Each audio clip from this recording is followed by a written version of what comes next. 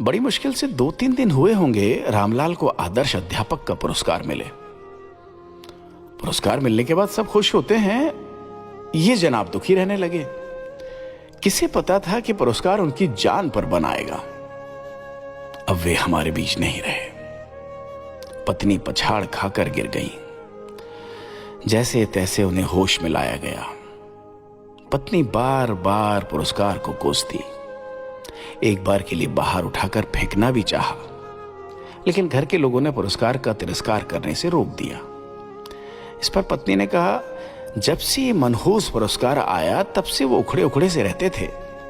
न ठीक से खाते न ठीक से सोते, रह रह कर उठकर बैठ जाते।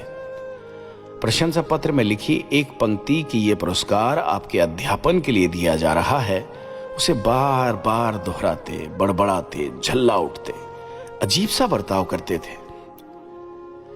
रामलाल के शव के पास से एक पत्र मिला।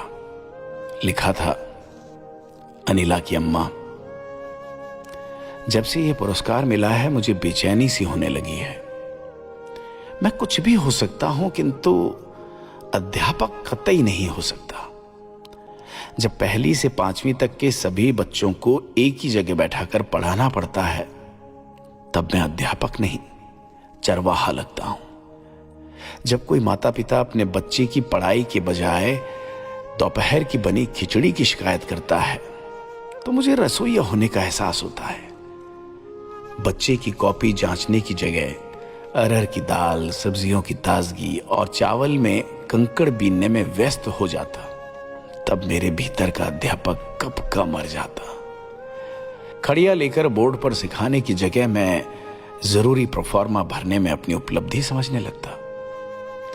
पाठशाला में पाठ पढ़ाने की बजाय शौचालय की साफ सफाई और रख रखाव करना मुझे सबसे जरूरी लगता। तब मैं सफाई कर्मचारी बन जाता। बच्चों के बनाए चित्र दुनिया को दिखाने की बजाय शौचालय के फोटो गूगल पर अपलोड करते हुए मेरे भीतर का अध्यापक घुट घुट कर मरने लगता।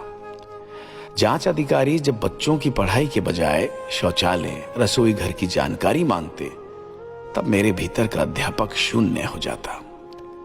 25 साल की नौकरी में अध्यापन के सिवाय मैंने सब किया है। मुझे ठीक से याद नहीं कि मैंने आखिरी बार बच्चों को कब पढ़ाया था। पाठशाला में कदम रखने के साथ ही ऑनलाइन बायोमेट्रिक उपस्थिति, छात्रों की उपस्थिति, ऑनलाइन बैंक अकाउंट, ऑनलाइन शौचालय के चित्र अपलोड करने और ये सब न करने पर समाचार पत्रों में अध्यापकों की बर्खास्तगी की खबरों के भय के बीच जमीर को मारकर जिंदगी जीना मेरे लिए भेड़ चाल का हिस्सा हो गया था। सच कहूं तो मेरे भीतर का अध्यापक तो कब का मर चुका था। अब मैं केवल अपने शरीर से विदा ले रहा हूं।